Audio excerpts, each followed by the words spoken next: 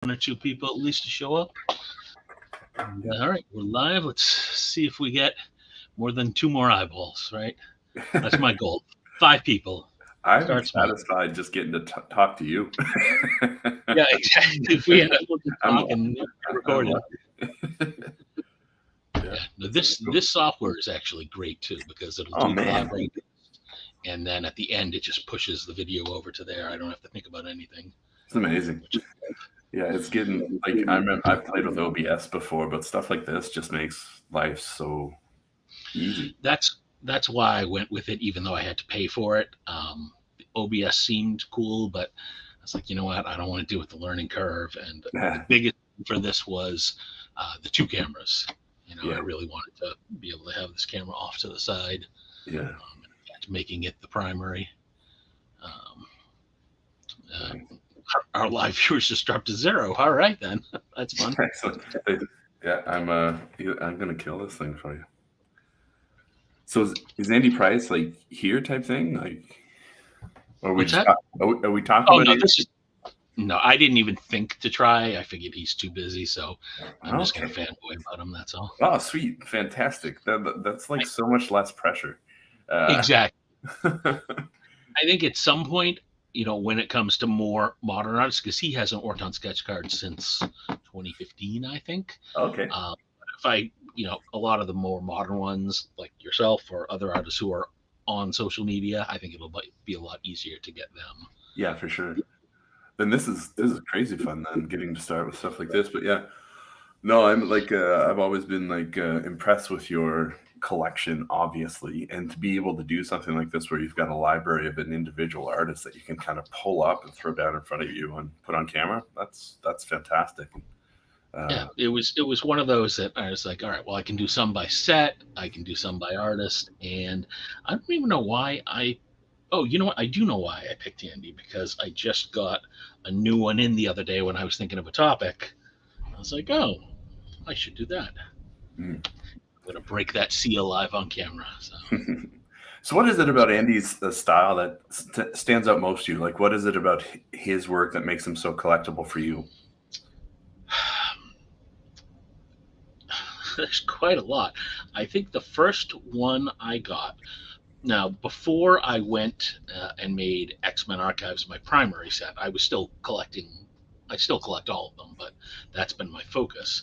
And I definitely picked up one of his that really grabbed me. And it was a combination of things. It was, first of all, it was just, this is going to sound silly, but you can sort of see it here on the lizard. If I move it under the light, Yep. he finishes his cards really nicely with almost like a lacquer, right? So you can see in the bright light, you can see the reflection. Wow. But in hand, it really adds this bright sheen to the colors Yeah. and really just pumps up the vibrance. So they really just stick out. You can't help but say, "Oh wow, this is incredible." Now that's not all of them. He did some. I'll show that are just really only light colored pencil, in fact.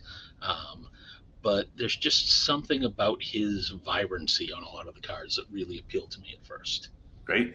And like, is he working with oils or acrylic or So I think some were colored pencils, lizard? some are multimedia. In Yeah. fact, on one or two of them, he even talked about, he wrote on the card what he used, and one of them, it's just absolutely insane. Isn't that Uh, awesome?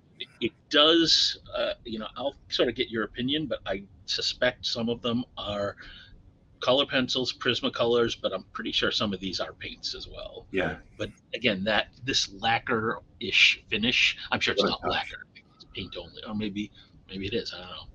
Yeah. Shows what little I know about art, but really just makes them look like miniature paintings, really, actually. So maybe it is paint. Yeah, I that's probably amazing. probably should ask him. Yeah. And that just adds a level of just like another extra step of care that someone's putting into the work, which matters. Yeah. No, So, absolutely. so was your first one from Andy pack pulled or did you hunt it down? So my first one from Andy was pack pulled, and it was from X Men. No, it wasn't pack pulled. No, my first, I remember my first pack pulled was from Bronze Age, Okay. but my first cards from him were from X Men Archives, and those were actually all incentives. Oh wow. So Yeah. I got that through one of the dealers that I'd been working with back in the day. I bought a few cases, and he actually said, I used to get these as incentives for buying cases, and since you're buying so many for me, he gave me one as a gift for Oh buying a wow. couple of All cases right. at the time. And I was like, oh wow, and that just opened my eyes to what they used to do. Mr. Warner's here. Oh boy, it's all artists tonight. Yeah, and that really just jumped out to me. And I think I've only ever pulled 4 or 5. Most of them were from Fantastic Four archives, Okay. and I got to look at them to remember. It was one of these. It might have been. I'll give you a sneak preview. It might have been this Super Ah, Scroll. that's It, great. it was definitely Super Scroll, but I have 2 of them, so I don't quite remember which one. So Love it. Yeah, like getting something pack pulled is such a rush. I mean, that's mostly how I kind of built my collection, but I have bought online too. But like getting that, finding an artist that you really like that you kind of pull, like there's nothing like it. It's pretty cool. absolutely. I got really lucky when I started collecting. I started early enough that some of the initial Rittenhouse sets, like Spider-Man Archives, I Yeah. wasn't collecting when they were out. But the Marvel card rush hadn't really started. So even back in 14, 15, 16, 17, you could still there were still plenty of cases of the old Rittenhouse sets. Oh wow. Uh, and to put it bluntly, I went nuts. And they were actually still affordable. I mean, Yeah, you could get, I mean, now a box of X Men archives will probably be $600-700, and I was getting them for 70-80 bucks a box back then. I So remember those days. yeah, and to me, for a guaranteed sketch, I mean, it was Yeah, perfectly aligned with what I wanted to do. yeah. I don't want to Even kind of dive into that side of things too much, but Rittenhouse definitely did it right, and how they kind of sketch for box, full set almost for box. I love this little tool where people can comment and I can show their comments. Yeah, wicked. Doom cards in the house. All right, well, why don't we get going? Oh yeah. And again, it's recorded, so yeah. So Andy, to my knowledge, Andy didn't do sketch cards, at least for Marvel, before Rittenhouse got the license. I could be wrong. I don't recall him being on any of the Skybox sets, like the old Marvel Masterpieces or any of those older ones. I believe Spider-Man Archives, if I because I think the archives went Spider-Man, then Fantastic Four, then X-Men, some order in there. Okay. So I think those were the first ones he appeared on. And this one, good old Mr. Kurt Connors, is in fact the only one I have still from Spider-Man Archives. I did have a few more. I was fortunate to run into a big Spider-Man collector, and I traded some of my Andy Bryce Spider-Mans for some X-Men cards. Um, and I mean, I could go into a whole episode just on trading, but that's a side thing there. But again, and I showed this to you earlier. I'm going to keep them off to the side. Part of the reason is a lot of Andy's cards, you're going to see that reflection there, and that's because it's got this varnish, some sort of finish over it that not only protects it but really makes those colors pop. Yep. So if anyone's wondering why it's offset, it's not that I can't figure out the center. It's just so it doesn't look like that. I wonder if it gives it some UV protection as well. Who knows? Yeah, actually, well, I'm not going to leave it out in the sun to find out, but Yeah. that could actually definitely be the case. So after Spider-Man Archives, again, we're gonna Mike and I. Oh, let me take a step back. Hi, everybody. Chris and game show extraordinaire Mike Thomas is joining me tonight to talk about these cards. If you want to say anything, Mike, please go ahead. I just sort of jumped in like everybody knows who you are. No one knows who I am. I'm a sketch card artist for like Upper Deck, and I've done certain sets in the past. But big sketch fan, and sketch card collecting is what got me into all this. So it was in Boston where I got my first sketch card out of Newbury Comics, and like didn't know what it was. Tried it was a Div or Beat card. Tried to erase it. It was pencil. When I realized it was an actual drawing, I was like, "Ooh, this is incredible!" And I've been hooked ever since. So love. I was a Nice. major collector first, like well, not major compared to Matt.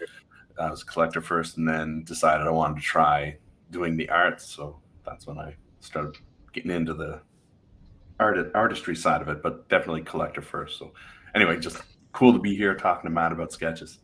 Love it. Have you done anything, any other sets, any other companies like Crypto, Tops, or any of the indies? Yeah, I did the Retro 2013. I did a horrible job on that set. I've gotten to do one set of DC right after my dad died, so that was a rough set too. And did a Rick and Morty set that I did a Game of Thrones set season 3. There were only 23 artists on that one. I did that for Rittenhouse, and I think that's mostly it. Some Upper Deck Dinosaurs and a variety of things, but yeah, some kind of small company stuff too. But Nice. I'm going to start jumping into Andy's, what I think, again, if I got the timeline right, his second set, Fantastic Four Archives. I'm going to start with one Doom card we'll appreciate. Oh man. Um, and then just a quick question back to that. Game of Thrones, was it still only non-characters at that point in season Yes. 3? Because I know for a while you could only do like Yes. things, props. Yeah. I had a silhouette card that got rejected from there were like a bunch of characters just looking at the twins, the castles, and they were just small, tiny silhouettes, and it got rejected for the fact that there was a character in it. Yeah. Yeah, Warner illustrator, collector first, then illustrator. Look, this Doom, this is beautiful. Like, Yeah, it's again, Andy's got this. It's unfair just to call it cartoony. Which, first of all, I don't. A lot of people use that almost in a derogatory sense, and yeah, first of all, I don't think that's the case at all. But I think Andy's work, and we've talked about this before we went live, sort of straddles this line of cartoony, realistic, just yeah, tons of different influences. And I've got some here that are definitely more towards the cartoony side. yeah, But yeah, I love that look right yeah. there. From It's got a stenciled feel to it too. yeah, my profession is a graphic design instructor, and I was a graphic designer for years. To me, this is a graphic breakdown. This is shape on shape. This is basic. I wouldn't run this as cartoony. It's just graphic. It's like a really nice breakdown. Yep. Beautiful. And then, so again, there we go. Gotta appreciate that. Yeah. We'll jump into now. This, on the other hand, definitely Yeah. falls into the fun and cartoony with Mole Man picking them up, and it's silly, but I am a sucker for. I use my Game of Thrones letter opener as a pointer. Um, it's so tiny, but I love little word captions on cards because they're not supposed to do them, Yeah. right? I love when they sneak them in. Yeah. And just great characterization of Mole Man. It really sort of, he was always such a pathetic villain, right? He could just never get it right, and he had such a great power set, right? He had all these great monsters and just so much potential, and just oh my An god, army behind him as well. exactly, just a bumbling army is the problem. Stuff. Oh god, what was the character's name? I'm never gonna remember it. He looks like he sort of reminds me of Wimpy from Popeye. If I'm really gonna go back there. Oh wow. Yeah. Yeah, right. Going old school. That's looking at stuff like that. I really like that because when like seeing the shift in the styles and that kind of thing, it almost feels like it's more fun for the illustrator and again from my shoes, that's something that matters a lot. Not getting tired by these things, and just enjoying it. And I think I figured that out pretty quickly when working with artists on APs. A lot of times, I try to give as broad of a concept as I can, Yeah. a lot of leeway, and sometimes just specifically say, if someone says, "Oh, well, what do you think about this?" I'm like, pick whichever one would be the most fun to work on, Yeah. because if you're enjoying yourself, I'm going to enjoy the output. I really appreciated my I think one or two cards with you. Like they were some of the most fun because of that reason. You just opened it wide up and you said, just do your thing, and that just it's enjoyable that way. And look at this, Crystal and Lockjaw. I know, just, you know, just again, so silly, but at the same time, if you had that giant dog, that's probably exactly what would happen, right? That happens to me with my pugs, and they're like this big, so I can only imagine. Yeah. And even just the little stuff, like again, the goofy little expression, right? The wide eyes. It's just everything about it is just fun, and those Tons of little attentions. movement, tons of like yeah, there's speed in this, there's movement. It's fantastic and great Yeah, and even expression. you're right, and even I'm just sort of even noticing it for the first time. Just that Yeah, coloration down the bottom just adds a little bit of framing to it as well. yeah, So beautiful. good. Yeah.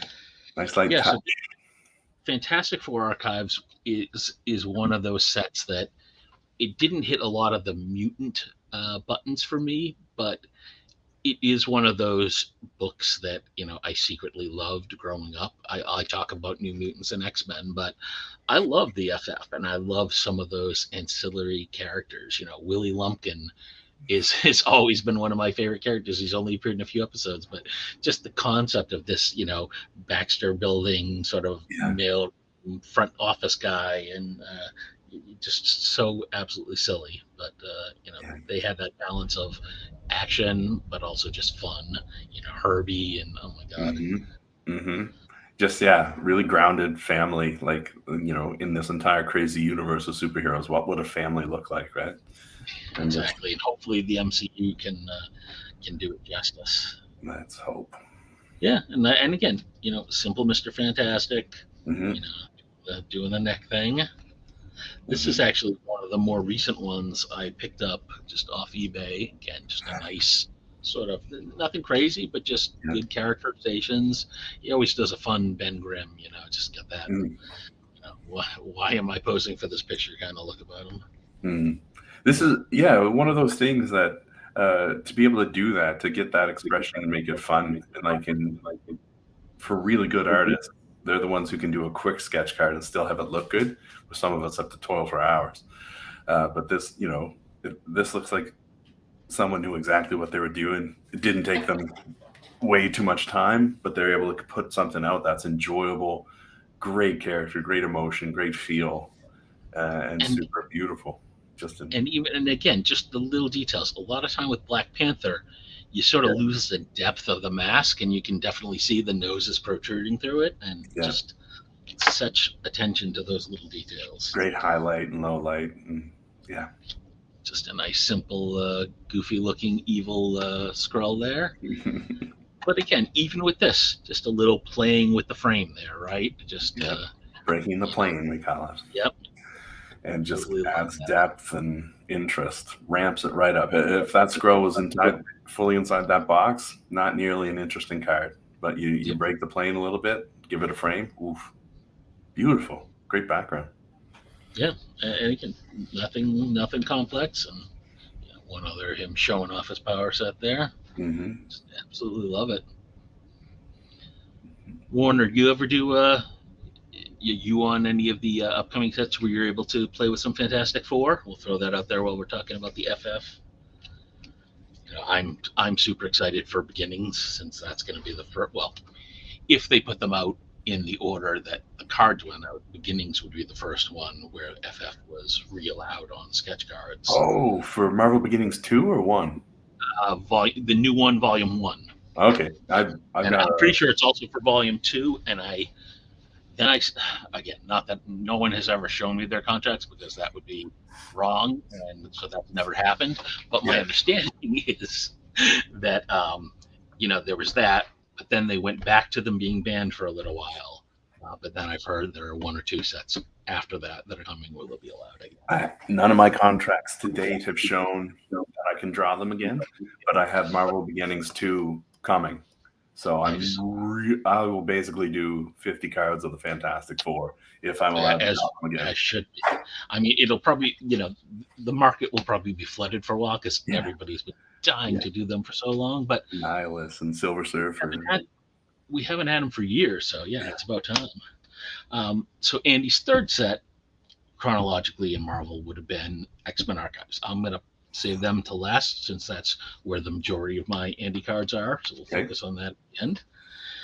Um, there are three sets he did that I don't have representations of, and that would be Marvel 70th anniversary, Uh, because I believe he only did a handful of 9 card puzzles for that.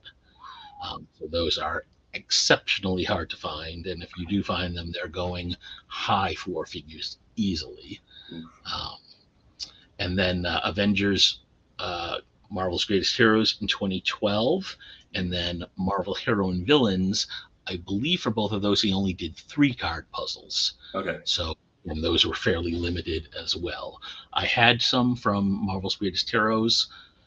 Before I really got into specific artist focus, I traded one of mine away, which still breaks my heart to this day as I think back on it. But got some good stuff in return, so can't complain too much. Do you remember Uh, what the 3 card puzzle was of?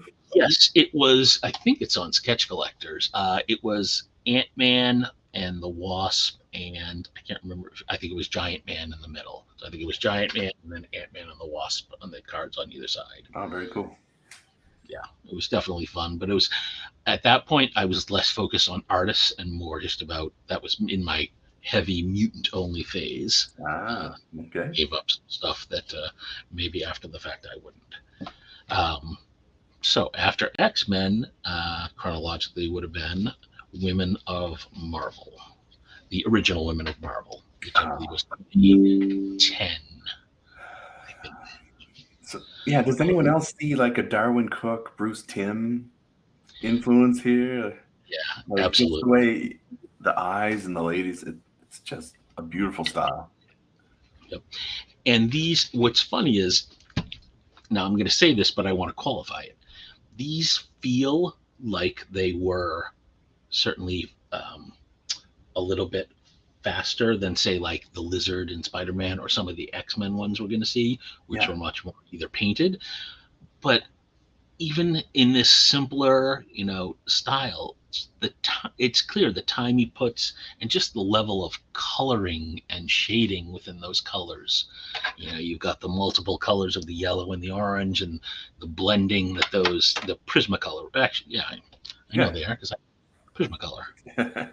Yeah, yeah. It's that's because I, that's I had someone. to buy some and play with them as a collector. I'm like, how hard could this be? And then the answer was pretty damn hard. Yeah, this is someone who knows what they're doing. Like, so when it's all the right things in the right place. Sure, you can do it fast, but it took a long time to be able to do it fast and well. Oh yeah, and the one that comes to mind, even though it's not Prismacolor, is at New York Comic Con, I watched Simone Bianchi doing one of his paintings live, and he's moving so fast, but everything's just so deliberate with the colors and the blend. It's like it boggles Yeah. my artistic mind to no end. So let's see. Yeah, no, I agree, Warner. Yeah, head whip feature. There you go.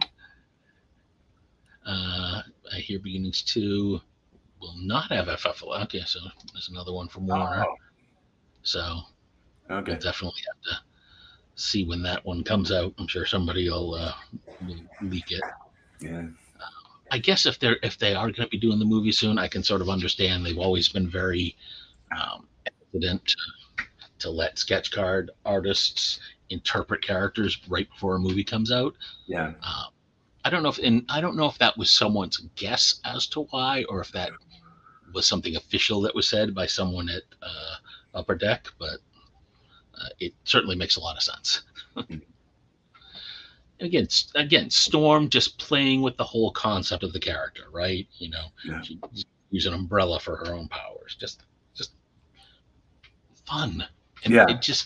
it kills me that we can't get cards like this these days, right? That they're going more and more towards that realistic and sometimes hyper realistic style.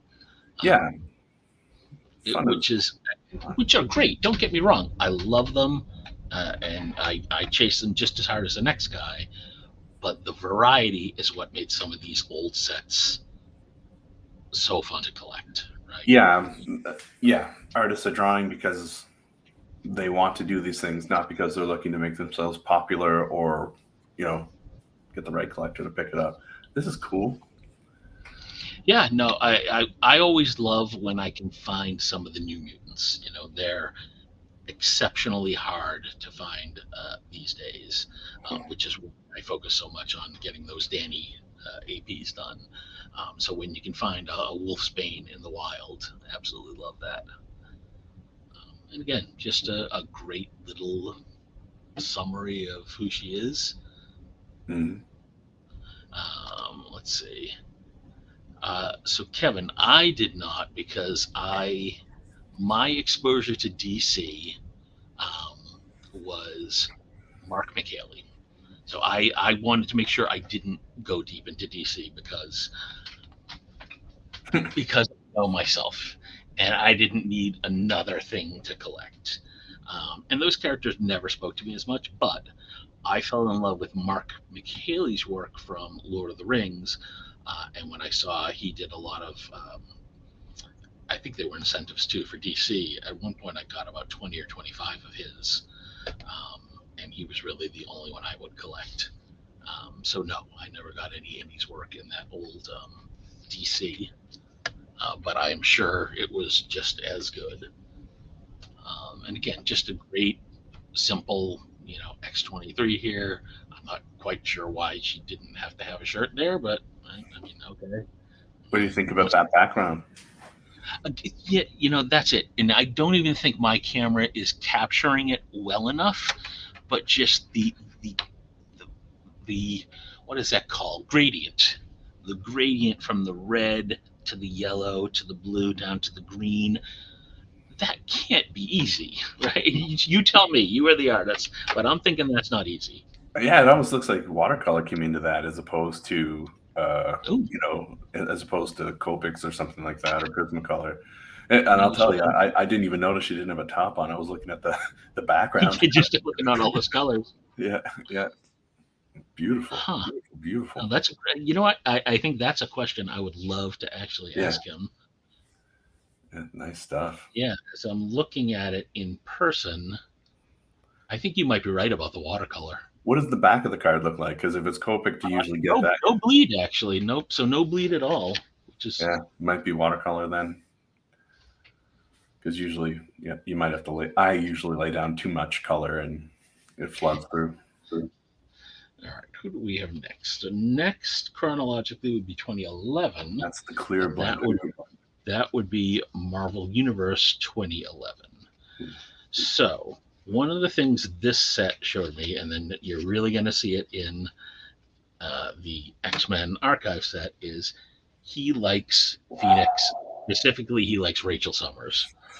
So I have a lot of Rachel Summers by Andy Price because he did a lot. This one, I'm pretty sure, is Classic Jean. I'm just looking at the next one. And again, this is like, it's a pencil base with just some light pencil coloring. And it's staggering. It really is. And well, it's a little out of focus there. Maybe if I raise it and lower it, maybe I'll get back. That's something I miss from like the Marvel Masterpieces old sets or the pencil sketches. Yeah, and I think Look at there's the that. button for these. There you go. Yeah, you keep it up, Kevin. There you go. That tonality you can get from pencils when someone like Andy's using, got control of it. That's beautiful. How it goes from so dark at the top down to the light at the bottom. Yeah, and same with this Rachel Summers, same one. Mostly pencil and just some nice cross hatching at the top with the blue, and it really makes it pop because you can't do pencil now, right? It has to be all fully colored, right? It has to be full color, but I just don't know if they ever say outright that you have to use inks. I mean, you Yeah, can now that you say that, it might be so something like this could work. That's interesting. There you go. All right. Well, we're going to start. That'll be an artist challenge. We'll lay down. Get some pencil cards in there. Just use color. Yeah, he did some great cards from this. And again, you're going to see some wild variety too. So you've got those two that were done in pencil. This one actually seems like it's a color of pencil Oh and gosh. inks. Because Moon Knight, at least his body and towards the bottom and the cape, has got some pencil, but then he's got a lot of darker spots there. Some nice. I'm pointing at the screen like it's showing up. Like, it's going to take me a while to get used to this whole process. Right, my pointer. So it's definitely some pencil down here and just with some wash. Yeah. And you've got the ink crosshatch up here, and obviously the ink in the face. And even here, look at this tiny detail back there, that tiny little city in the background. Just so fun. That background's amazing. And I know And it's just but those little lights. Like, how do you make those tiny little lines make it look like the buildings have lights? it's amazing. That's like your gel pen stuff. It's beautiful. So nice. Yep. I mean, I would hope these would pass today, but I just don't know with some of the decisions I've seen them make on who they reject and how many cards they reject. It's just staggering. All right, so then we go from that into a much more traditional from the same set. You know, just so good, and his colors are just so tight. Right, there's not that there's anything wrong with a little overflow, but just the level of care he puts in these. Again, you tell me, coloring just those tiny little eyes. That's got to be So nice. right here. I mean, here's the tip. Yeah. Right. So, for example, like just You need a light touch, man. Like then that's what I'm saying. Like after you've done it for a long time, it kind of becomes second nature. But there's another level of it's like third nature where some of these people, when they get the tools and they're using them in a special way, that when you get control over those tools, or you're having that day where you hit flow and everything seems to be going right. Like you get cards like this. Like look under her right eye, just that little bit of blue the dark shadow to kind of yep. suggest that the eyes kind of sinking in a little bit. Stuff, little touches like that. This is beautiful. Yeah.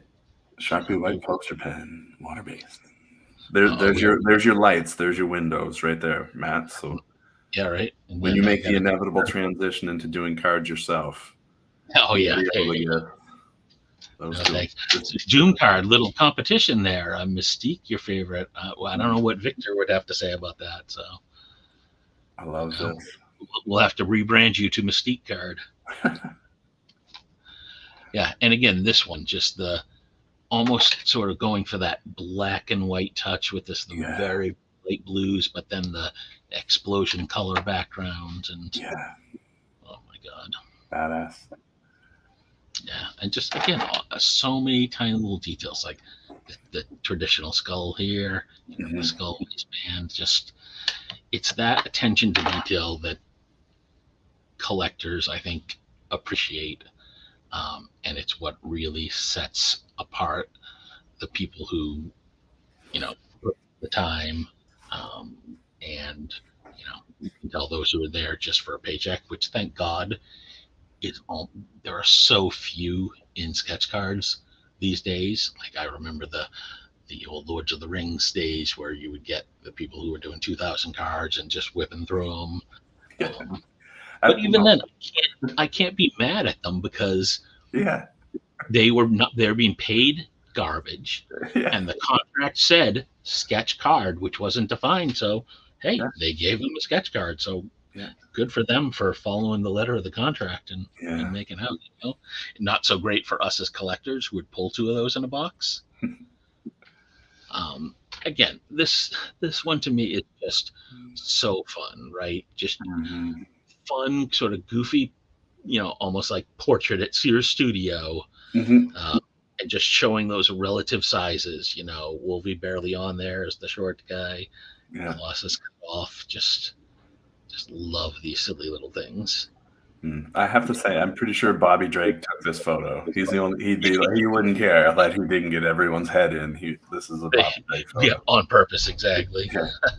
I I think love that idea, actually. yeah, you're right. The personality in this is through the roof. Like everybody's just captured, even with just the bottom half of Colossus's face. It's perfect, perfection. Yeah. And then, sorry, I got to keep looking back at the comments. Yeah, Mystique is definitely fun. Too much competition for the, yeah. I mean, I'm hoping. I can't. Like I said, I know at least about the beginnings volume one, so I'm really looking forward to that and seeing Doom back in the picture and all of them.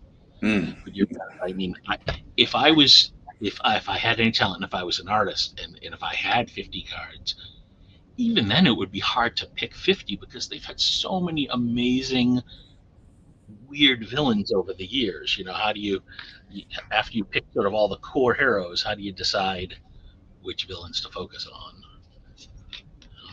And then, so this is a goofy little subset he did, and I Ah, want to say 4 or 5 of them called Marvel Moments, and they're just odd little things like this, right? Just and I'm not quite sure, what's going on with Peter there. The little pants are a little too tight there, I think. that's all right. But as silly as it is, what really got me on this one, in addition to just I love subsets that are called out by name, like this one, Marvel Moments. Mm-hmm. I'm such a sucker for word balloons. Absolutely love them. So just that little word balloon, I saw that and I was like, gotta have that card. Ah, Absolutely. just Yeah. because like you've seen so many cards, and this is I wanted to go back to this when you were talking about detail, Matt. Because beauty's in the eye of the beholder, and the more you beholden sketch cards like you, where you beholden a lot of them, you've seen a lot, so your eye is trained for more and more and more, so you have a sharper eye than, let's say, the average collector. One, did you notice that your taste has refined over the years as you've been collecting? And two, do you find that since you know the rules so well of what can happen when something looks like it's bending the rules, do you feel does that enhance the value of that card for you? So I'll do the second one first, and absolutely yes. Okay, You yeah. know, if there's one that's doing something that's right on the cusp of not allowed, like a lot of them say no word bubbles, or absolutely not allowed. Like now you can't have realistic looking guns, you can't have guns pointing at the viewer, Mhm. uh, no smoking. So anytime I find, like, if I found a Wolvie with a cigar, it's like, oh, gotta have that. So Yeah, those are almost like the equivalent of error cards to me in sketch cards. yeah. So like that snuck through, and even little things like finding a few Nightcrawler sketches that snuck through Marvel Masterpieces 2016 when he was supposed to be banned, for example. Okay. So every time I see one of those, I'm like, oh, and it helps. Having seen enough of these, you hear the rules, you know what the rules are, so that I think I've probably got a better chance than some collectors of noticing some of those things. Yeah. And I think there are quite a few other collectors, though. Like I know Jeff Fenwick, amazing collection, and F Booth as well. I know they sort of think that same way. So it's always interesting because when I see one of their cards, I'm like, oh, I would have jumped at that. I love, it's an interesting tastes go. Um, and then tastes over time. It is interesting that, well, so I'm going to start throwing up some from Bronze Age. So we're not just, we'll do that here.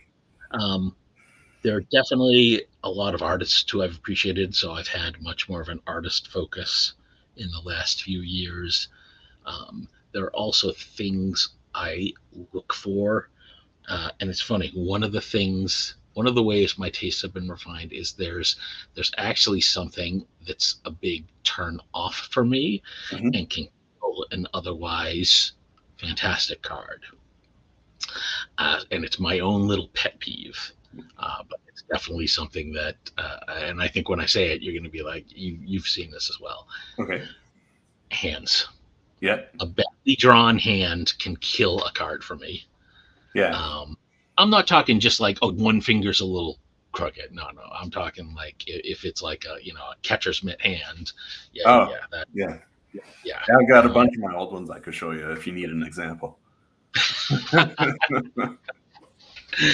and it's funny, I've talked to a lot of collectors, and there are some collectors um, who also focus on that. And it's funny. Sometimes we go back and forth, and it's almost a competition that we're trying to ruin each other's cards. Like, oh, that's a beauty. Too bad about the foot, right? Like, just torturing each other like that. So it's a lot of fun to haunt each other.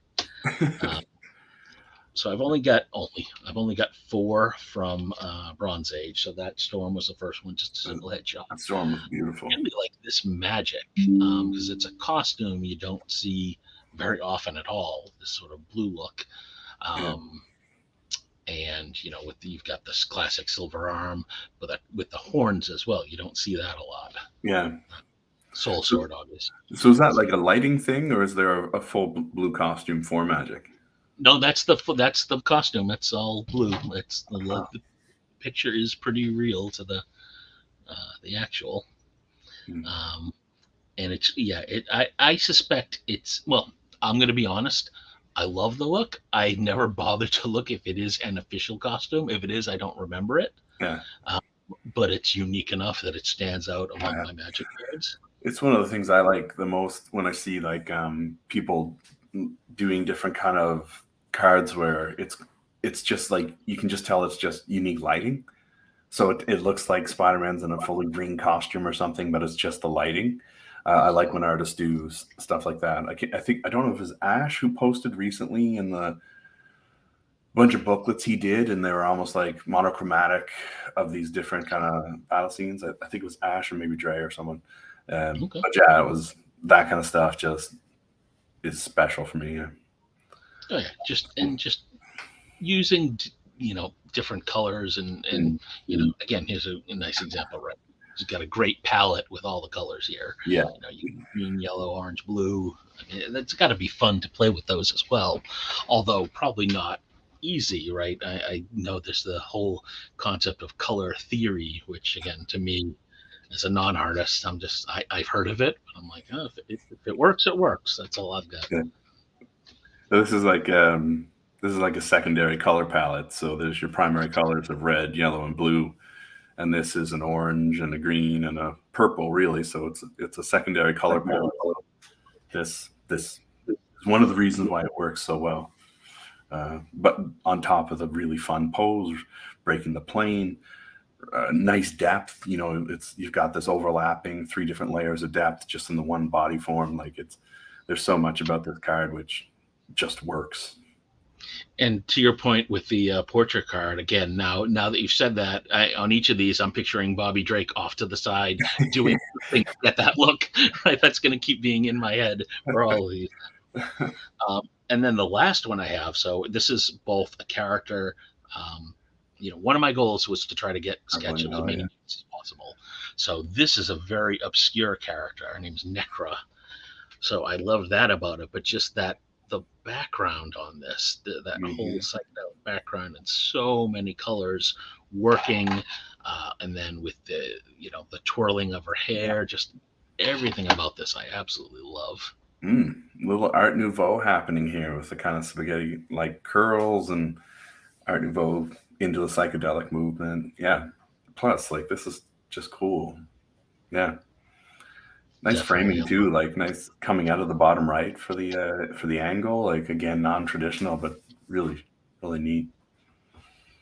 Yeah, I mean, and again, Andy, you can tell it's not surprising that he's been doing comic books for a long time now, as well.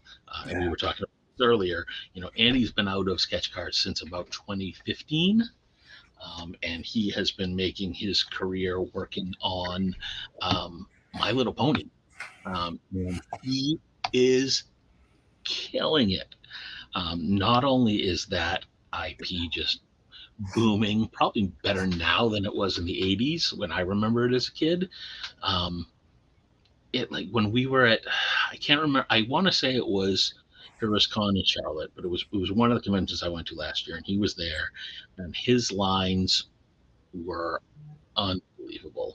So his popularity has got to be at an all time high now, and I love seeing that for someone whose work I loved in sketches and sort of as much as I hate the idea that I can't get any new ones from him, just love to see artists I like being successful, and that's sort of, that's what you hope that they all are, because let's be honest, this isn't paying anybody great money. So for it to be a Preach, stepping stone. preach. Yeah, Elliot Fernandez, Megan Hetrick, Puiz Calzada. Like, there's a few people who've kind of gone on to do legit, kind of fun comic stuff. Yep. Katie Cook. Katie Yep. Cook. Oh yeah. All right. So at this point, it's all X-Men. At this point, it's all X-Men archives. So this is where I have most of my Andy cards. And I am going to start by triggering some people when they eventually watch this. Oh. So this is one of the most recent cards I got, and Andy Press. I won it on eBay. Wow. So all of Andy's cards for X-Men Archives were case incentives like this, and they came in a top loader with this Rittenhouse seal to seal them in. And there's nothing wrong with it like this, but as a sketch collector, I want to see what I paid for, and I want to see the top of his head. I want to see if he's bald, if he's got a mohawk, you know what I mean? So some people say this is a sin, but I break the seal, man. Here we go. So I saved this one to be able to do it right now. So, and what's worse is I'm going to do it with my chewed off fingernails right in there. And you know what? Here, I'm going to do it right next to the microphone. Come on. It's the sound of freedom. And out he comes. Oh my gosh. So I am going to take these out. So, because one of the issues, though, on some of these, this one not so much, because he did do a good job sealing these, but some of them, when you take them out, there is a little tackiness that sticks to the inside. So that's the other reason I like to take them out and put them in a fresh sleeve. I mean, he's been in this sleeve since what? He's been in the sleeve 13 or 14 years. Wow. Right? A little fresh air and a fresh sleeve is not such a bad thing. And again, I'm going to keep them off to the side because, again, you can see that sort of finish right there with the glare.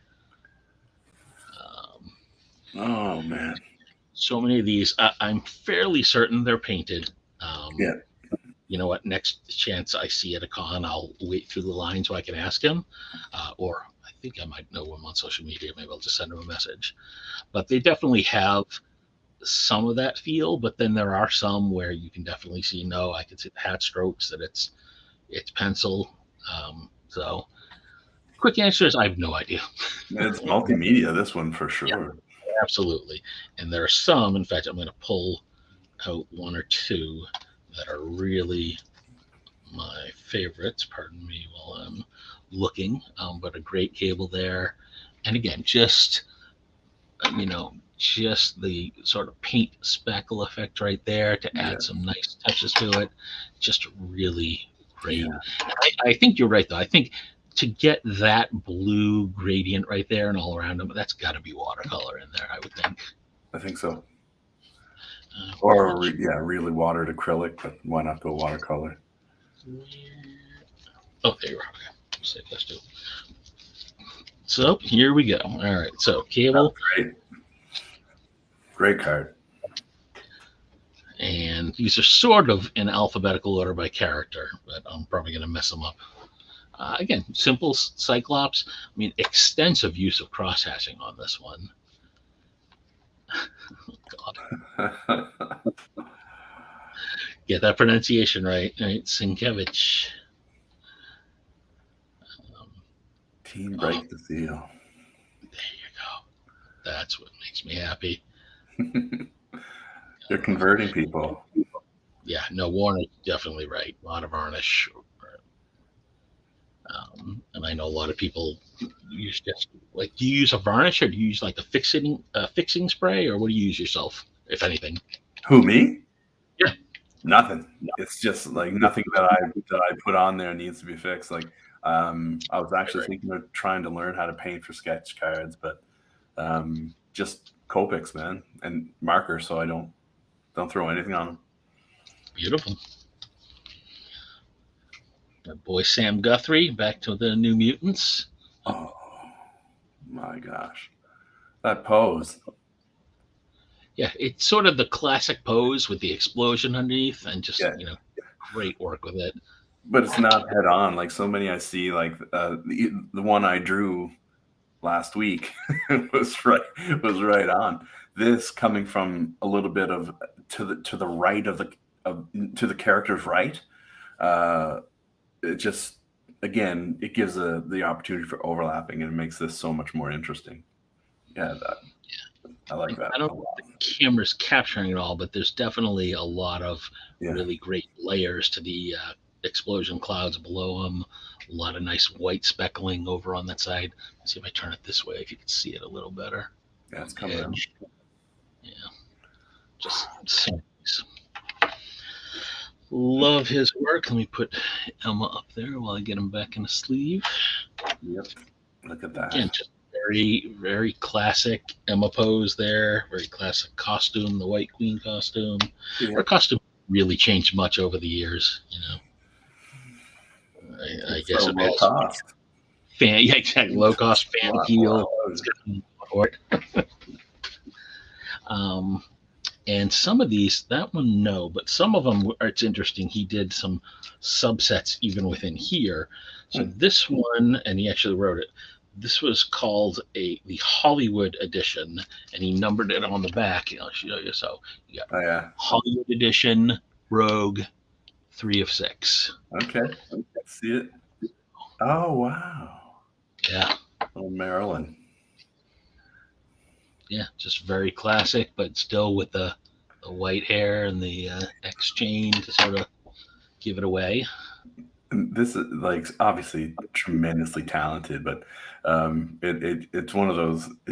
How fair can it be when someone can make their simple, quick stuff look so good, and then be able to switch gears and do stuff like this and just make it look so classic, skilled, and absolutely gorgeous. It's what what a card.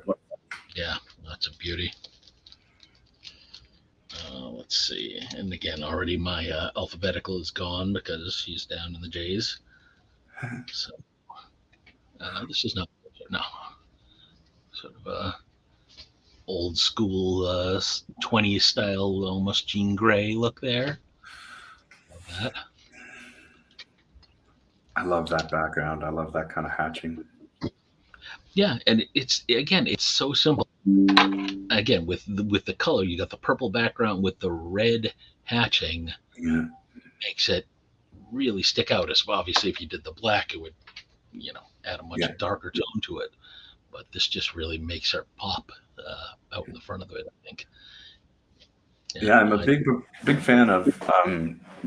Well, I mean, I've done it, but and everyone does, but using as little black as you can. Black doesn't carry any emotion like a true black. Whereas if you have a background and you want to push the theme or tone of it, just go with color. It doesn't have to be complex like this. It's a gradient background and some great hatching, and this thing looks killer. yeah. Yeah, There's one advice for you. yeah, Don't pick cards with thing.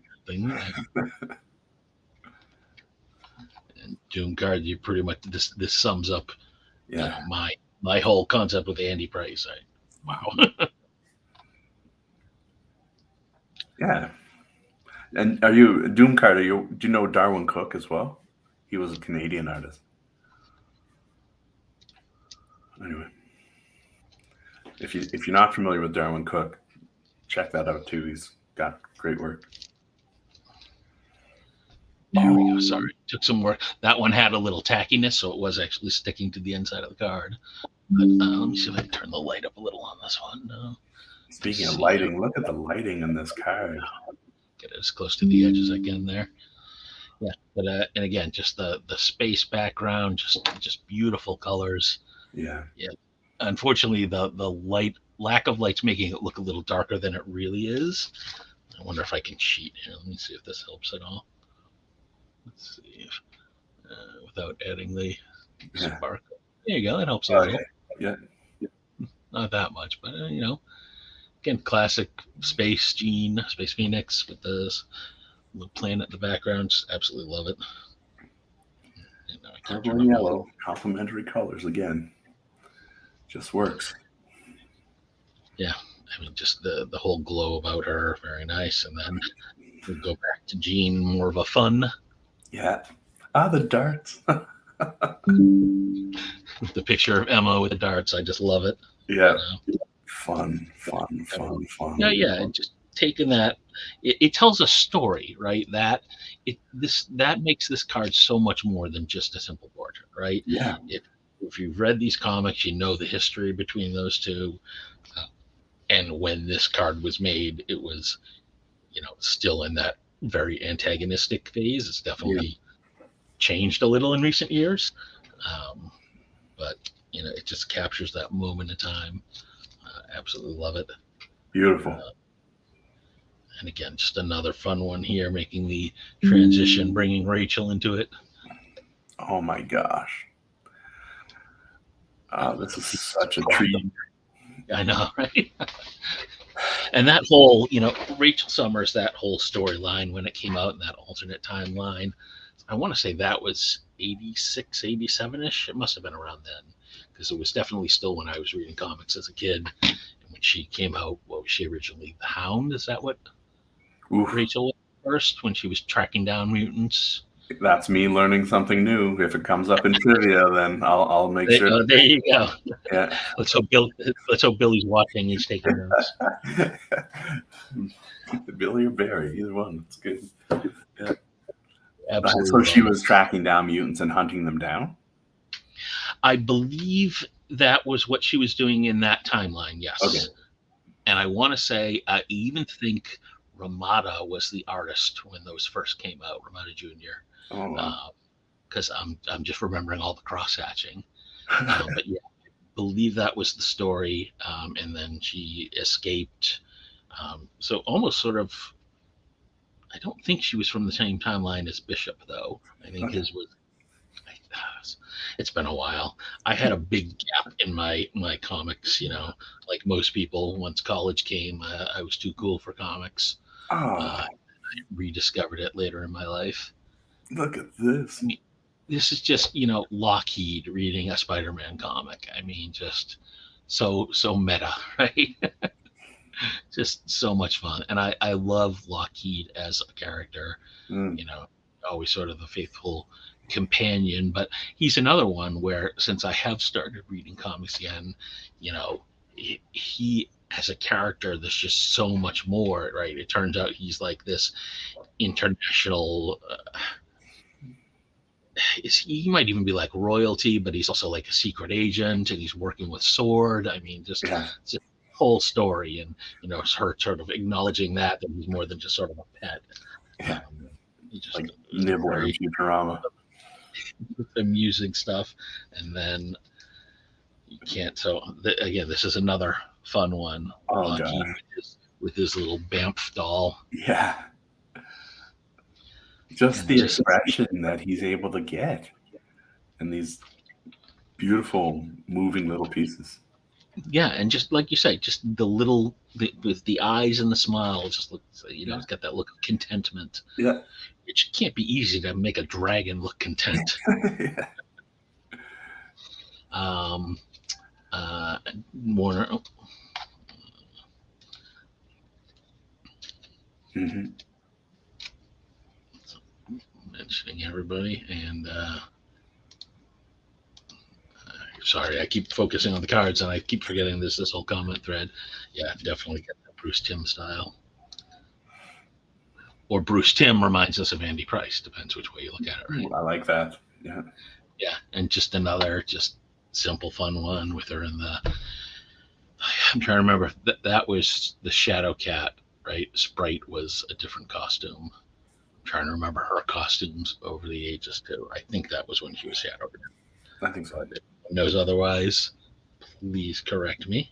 Mm-hmm. I'm going to save this one too. I'm going to save some of the ones with the cooler effects for the end. Another one I picked up pretty recently. Oh, gosh. Yeah, another one with just that simple little hand look, changing the whole framing of it. Yep. Marble, beautiful. Good heavens. Yeah, no, I'm like I said, big big fan of this guy. Um, Fortunately or unfortunately, from my ability to get more, a lot of people. I mean, this Andy Price is not like a secret, right?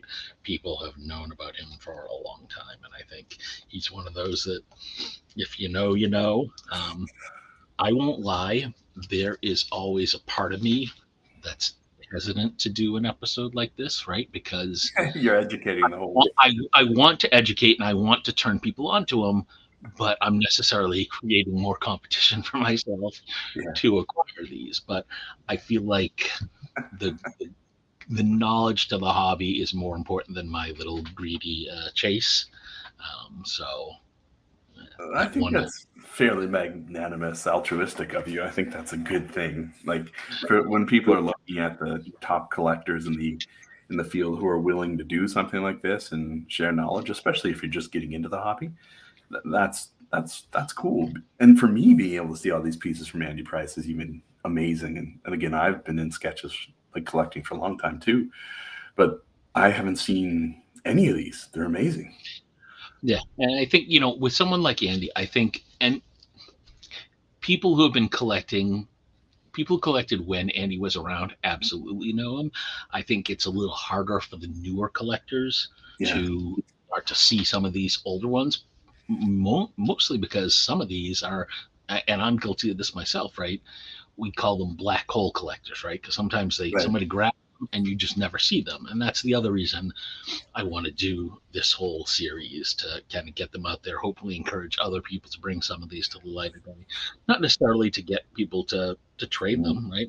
Just to show them and give these artists their due and let people, especially with Andy, let newer collectors know that the realism, photorealism is great, but there's more to this hobby than just, hyper realistic detail. Yeah, There's a lot of fun to be had in these sort of different styles, and just I mean, again, the depth, the color, the word, of course. So I'm gonna love it. And yeah. then a Oh, different version right there, some great shadows. mhm. Anytime you can push the focus of collectors back to the artistry of these cards as opposed to the potential value. And you're not going to, unless I slip up, you're not going to hear me talking about value on these Right. because I cannot agree with you more that so many new collectors get lost on value. People will come in to the MCCW all the time and they say, "Who's a good sketch artist for me to collect?" It's like, right off the bat, you're asking the wrong question, right?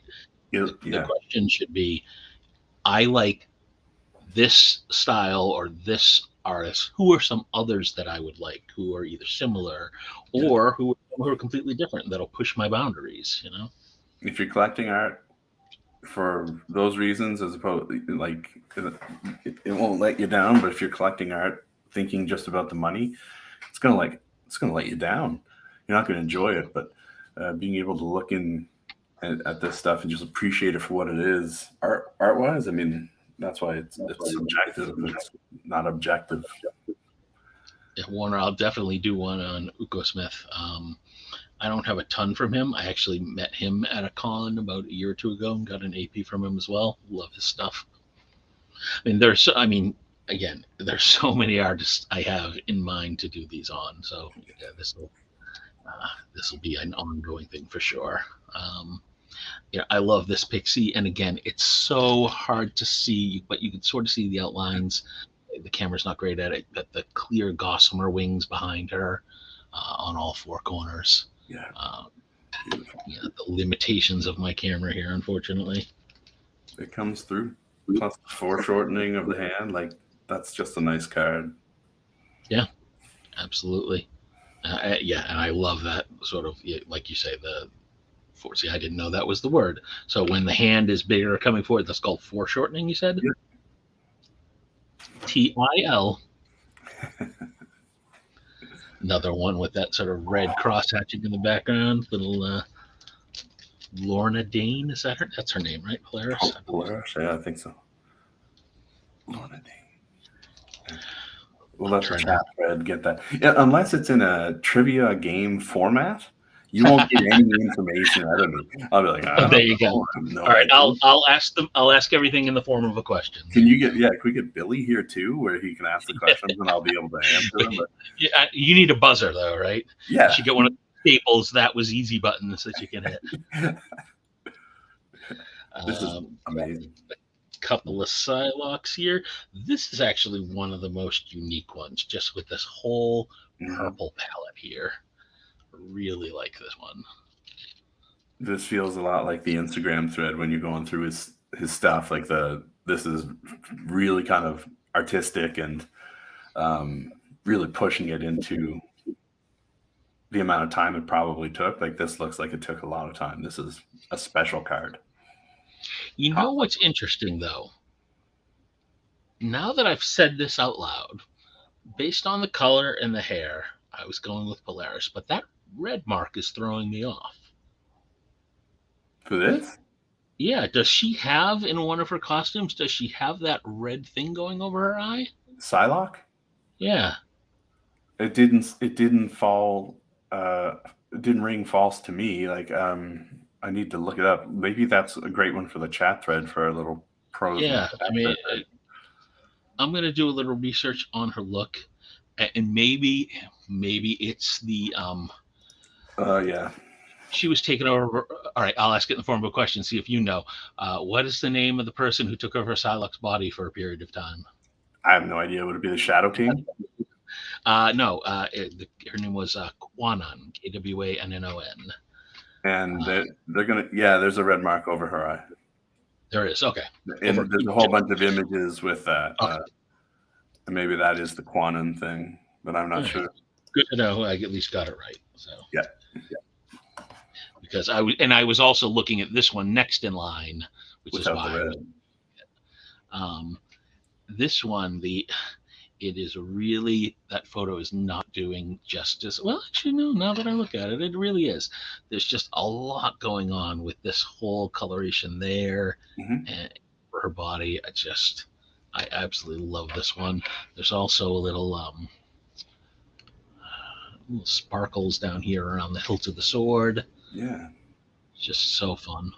What set is that from? It was still from X-Men Archives. We're Oh still. wow. Okay, yeah, that's right. They're all from X-Men Archive. Yeah, no, I've got about 40 from X-Men Archives, I think. Yeah, that's nice. Working through. All right, right in the eye there in the corner. Thanks, Doom. Yeah, maybe you can see it better if I do it sort of like that. Yeah. Sorry for everyone to look at my nubby fingers. Great card though. So many of these. All right, now we're getting into Rachel Summers. I have, let's see, one, two. We already had a couple with her with Jean, so here's a couple standalones. So again, with her sort of hound leather dominatrix costume going on there with the spikes on it. Definitely an interesting choice. You know, the 80s were a hell of a drug. Yeah. Yeah. There's a lot of body positivity and self-confidence in them in a costume like that. That's one way to approach it. Yes. Yeah. And again, great with the white hatching on that background, just to add the light effect. Just with so many different colors and styles. Absolutely love it. Absolutely love it. Thank you. Doom card, the red mark. Thank you. Another Rachel here. A little more dynamic there. And again, just this is definitely paint. Like I could see the depth. This whole yellow spot sitting on top, and the white here. And that's something I love with multimedia stuff like this. And that's exactly what Warner just said. That anytime you can see sort of those layers with paint and other mediums that raise it up, that is another thing that really grabs my eye, back to that earlier question about what I look for in a card. You know, I mean, the waist is a tiny bit on the small side, right?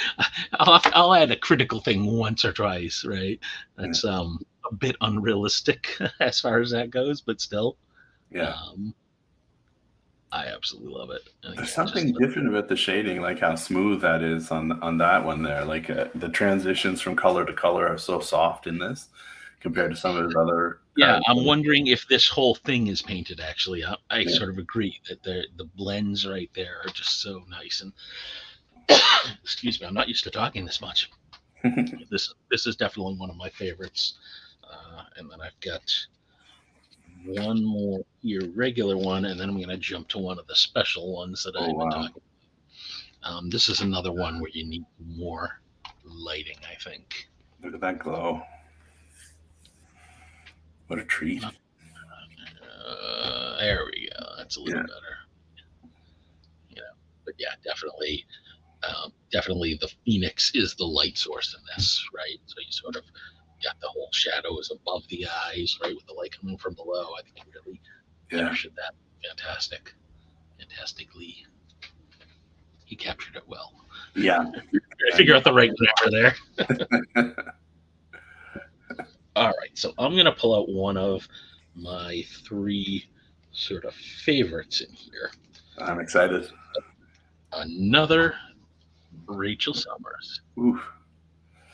So what's interesting about this? So at first glance, right, this is just it's a nice card, great coloring, great lighting. Um, and if you only saw this, you'd be like, yeah, that's an excellent card, but Mm-hmm. nothing fantastic. Uh, oh yeah. He mixed spices into his paints.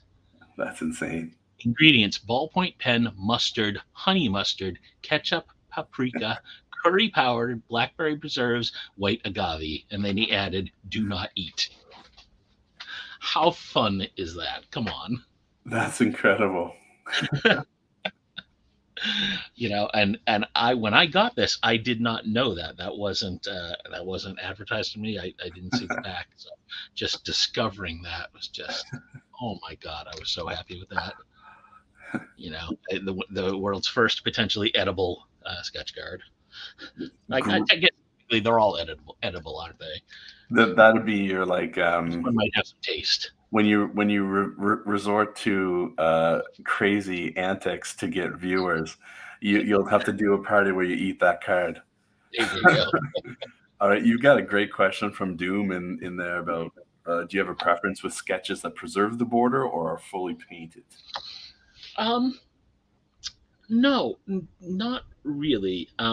What I like and are ones that play with the dimensions. Like I saw one the other day that was it was a Spider-Man, and they'd framed it like the card was a window, and they had put the middle pane in there, so it was someone looking from the inside with him crawling down the outside of the window. Oh yeah, It was just a great use of the space of the card.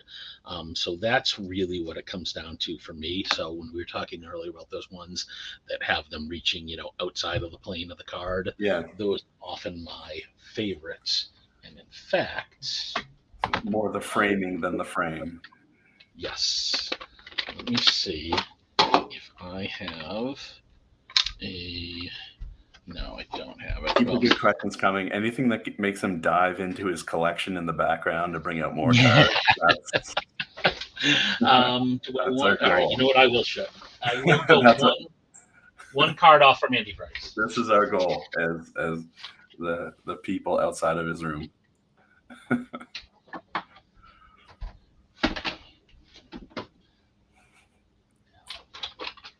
Should be in this one. I wonder. All right. So I've been rescanning my cards. So yes, they're not stored in top loaders right now. They're all in My these God, so many as I cards. finished. Right. So this is 300 sketches right here. You've got like 300 of those. Let me see. Oh, there we go. Perfect. All right. So let me see if I can find it. Should be in there. It is. It's in the top. Okay. All right. Let me make sure I can get these back in the right order when I'm done. This is one of my absolute favorite sketch cards because it plays with the dimensions of the cards in a very unique way. And if I put it down on this, I think you'll be able Oh to yeah. see it here. right? So it's actually got the cuts in the card. So if I take this off, you can see it's cut Oh, and they. see. Oh, okay. Yeah, Yeah. which is really cool. Yeah.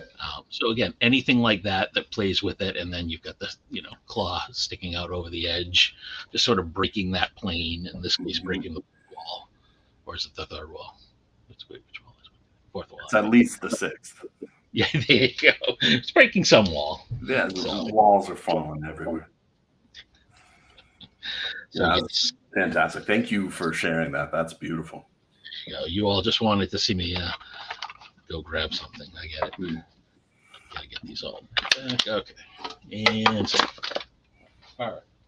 our interlude from Andy Price. Got about 10 or 15 more. Um, just looking through. Exactly. Do not eat. It looks so tasty. Just silly stuff. And again, speaking of silly stuff, straight from Mojo World, it's the Wow. X.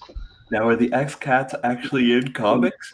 I need to go and check. I would be surprised if they were, or if they were, I could see it being like in one of the Art Adams annuals. I could see it being like a one panel, like, Yeah. you know, even like a poster on the wall in Mojo's office Yeah. for a canceled show or something. I could see it being like that. But at the same time, I also wouldn't put it past Andy to just created this out Yeah. of nowhere. Let's be Check out honest. that tagline on Yeah, it.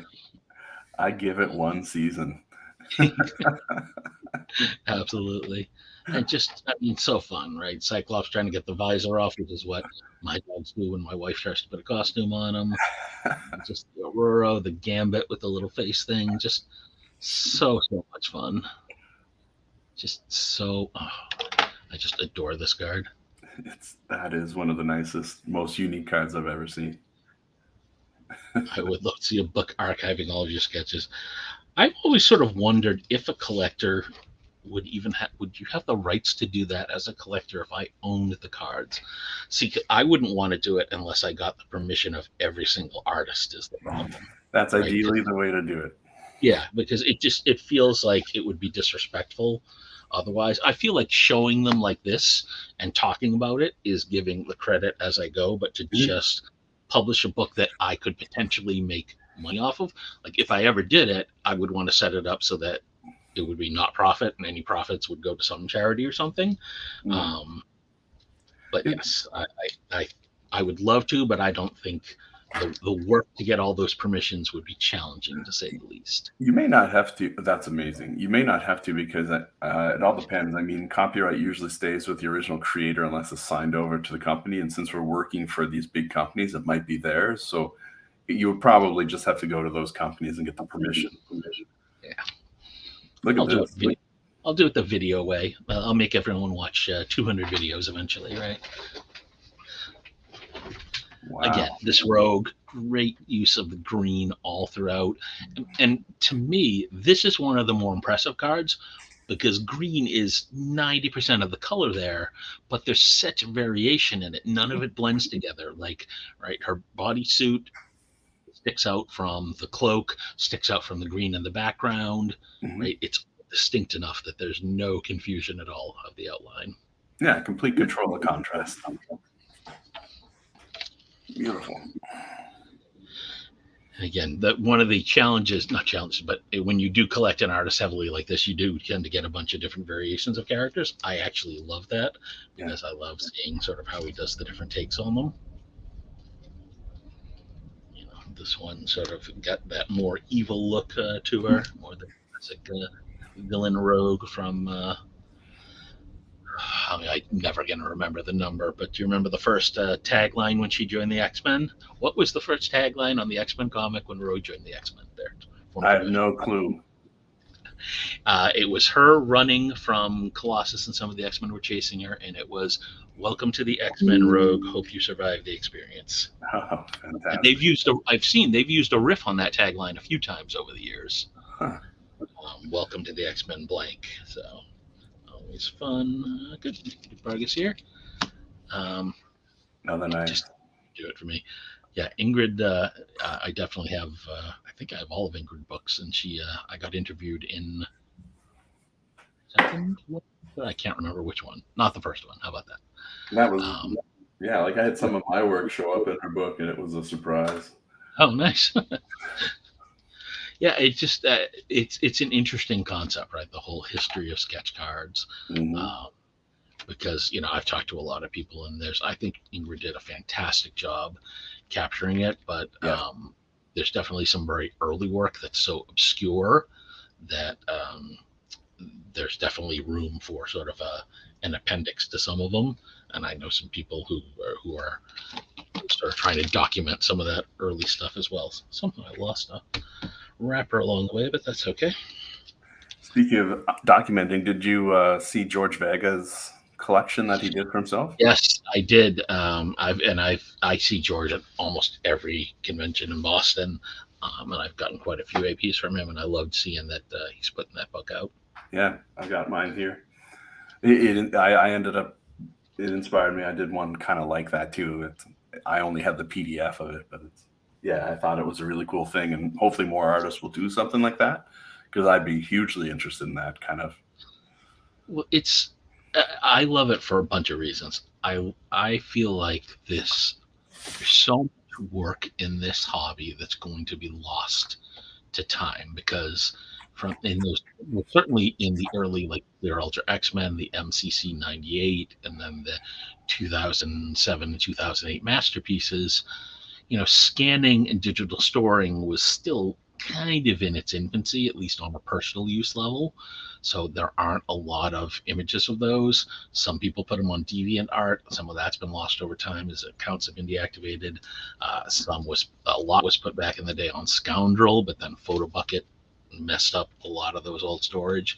So much of it is just lost out there. So I love the idea of artists when they can redocumenting their work, and when they can't, that's another reason that I like doing this. That I'm able to Yeah. share some of this and hopefully inspire others to do the same. And let's reignite the passion for these older ones.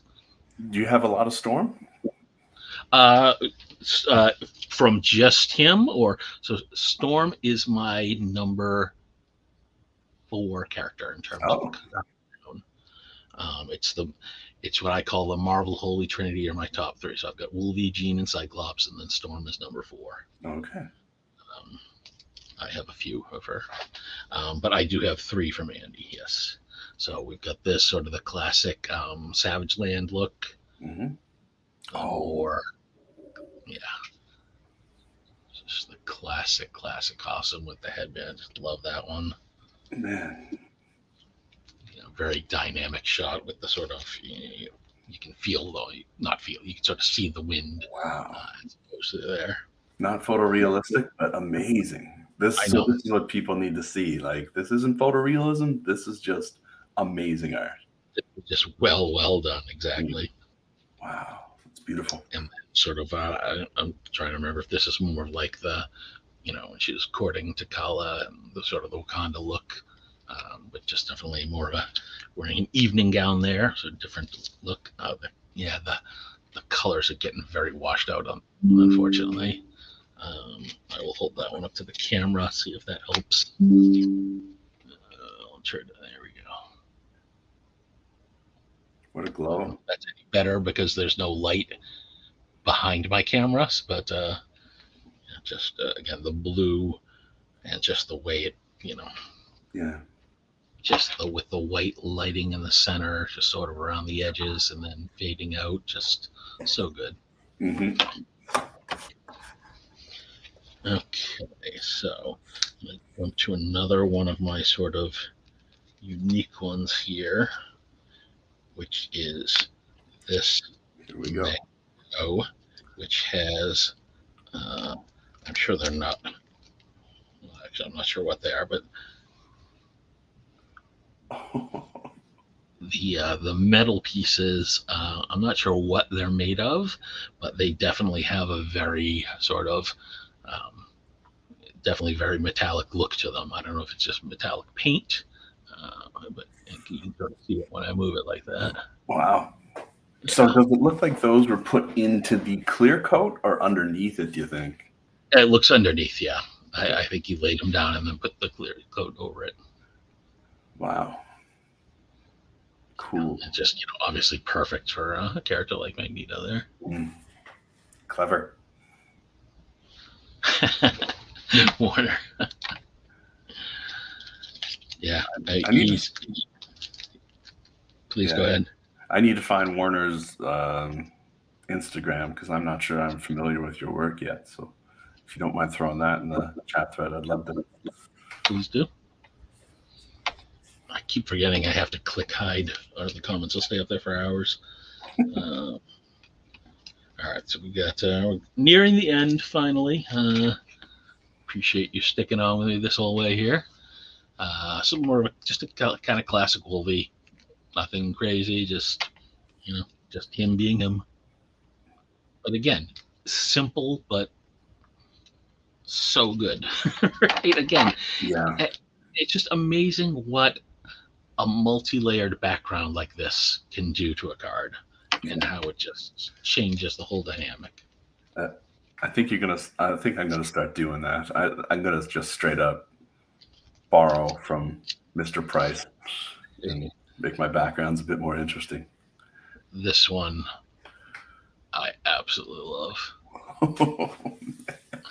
Half of his face blown off. Yeah. See that? You've got the blood spattered wall. Realistic. Got, Yeah. The word bubble, which he definitely like sort of pasted out, glued on top with the white. So I love that. A card like this, there's so many reasons this card wouldn't exist today. The word bubble, the gun, the violence, the blood. This card hits out. The only thing he's missing is a cigar in his mouth. Wow. Yeah, and this is sort of this level of gore is why Marvel Zombies didn't make it past Masterpieces 2007, right? Yeah. They immediately shut that down. All right, home stretch. Another Laura. Great blood spatter effects on her as well. Down at the bottom and on the claws. Just, great reflective work with sort of the paint there on the claws. There's no way to say this without sounding like an internet weirdo, but that mouth is perfect. But this is, of all the ones with the Tim style, the eyes and the mouth on this one, to me, Yeah. Like you could see that if you sort of change the color a little of the eyes and the mouth, that could be a Harley Quinn, right? That Bruce Tim did. Absolutely. Just a suggestion of the nose with that kind of orange.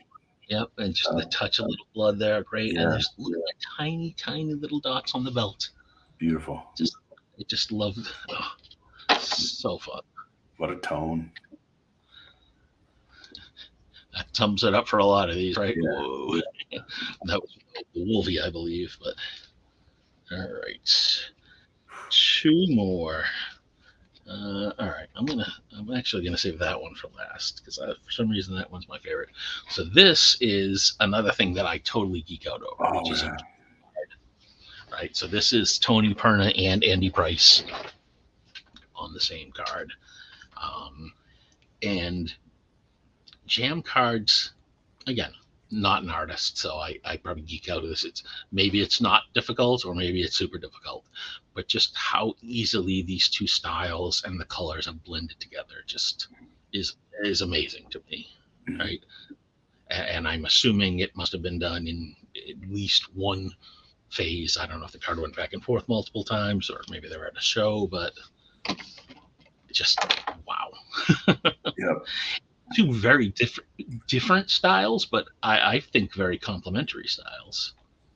Agreed. I think that's the only way that. Well, I might be speaking about stuff I don't know, but like that's why that works is because of the difference. It's like fonts.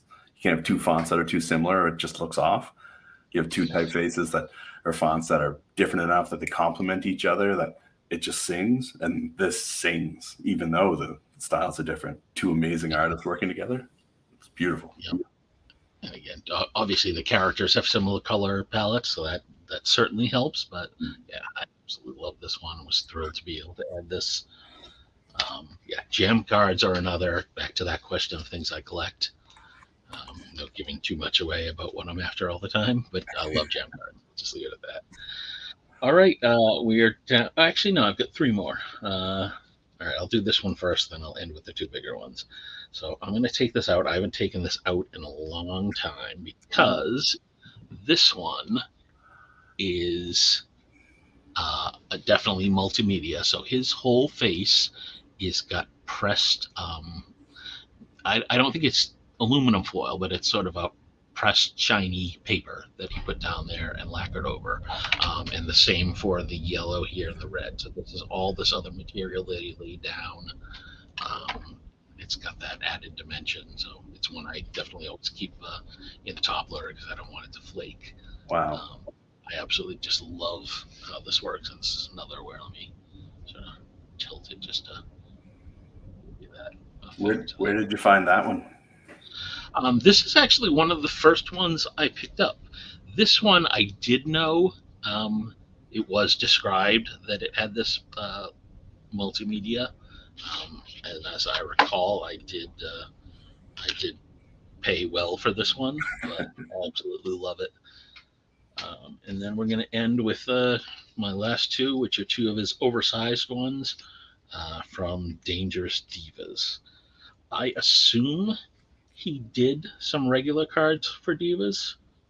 I don't know. I don't have any. No, wait, yeah, I do. Am I lying? Yeah, I had Divas earlier, right? Hang on. Make sure I'm not talking out of my something. No, I didn't. I had Woman of Marvel. I don't know if he did cards for Divas. I didn't do enough research, but I do have two of his oversized Rittenhouse 80s that I was able to pick up. And I like these. So now this is in the early days of Rittenhouse, the artists were all sent the blanks in this size. Mm-hmm. And my understanding is early on, a lot of artists didn't know that the cards would be trimmed along the cut lines. So they did work like this, and they did a lot of extra work that was just lost. But when into these oversized APs, they knew that they could do the extra work because it wasn't going to be trimmed. And as silly as it sounds, I love that you can see the little color dabs that are still part of it off to the side as you sort of experimenting. I love seeing, as they say, how the sausage is made, right? Yeah.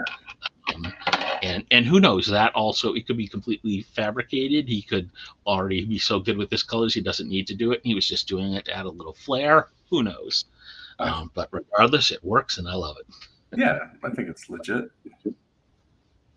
And then the last one is card number 60. Here we are. Actually, 61 with the cable now. It's another from that set, just a Mystique. Wow. A few of these came out and were on eBay. I want to say last year. It was either 22 or 21, but not too long ago. And I was able to pick up two of them. I know F. Booth grabbed a few. These definitely were battled over a little bit because, again, just Andy's work is fantastic. Seeing it on a larger scale is always a bonus. And for the average collector who won't be able to get those 3-card and 9-card puzzles, this is probably one of the bigger pieces you'll be able to get from Andy. So that's another bonus there. So, yeah, DIY olive oil, definitely. This is beautiful. There you go. Andy Price, clearly, I like him. He's amazing. Yeah, I just this has been great. I love just being able to geek out over I mean, this is a very niche subject, right? It's Marvel cards, and then it's sketch cards, and then it's a specific artist. But I absolutely love that. And I hope at some point Andy stumbles across this, and I hope other people will see this and put their comments. Definitely share your Andy Price cards. Let's share the love of Andy. Maybe we can convince him to skip one My Little Pony comic and do a set of sketch cards for us. We'll start what is that? change. Okay. Bring Andy back. Cool. Wow. Well, hey, there's a. Oh, that's interesting. Oh wow. Cool. I would definitely like to see that. So that's interesting. So all right, so those different aren't Copics. So all right, so that's interesting. So I know this is a Copic, right? So what is the difference between a Copic and a Prismacolor colored pencils? Well, they're Prismacolor pencils, and I think they do have markers too. Do they not? I thought Frank Kadar was using the Prismacolor markers for a while, but maybe I'm mistaken. How about you, Warner? Are there markers in colored pencils?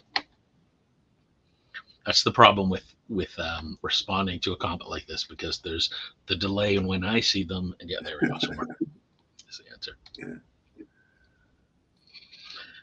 Yeah, and you're right. You can sort of with these little brush strokes up here, you can definitely see that it is that sort of marker. Here, let's draw on the card to show you. Yeah, right.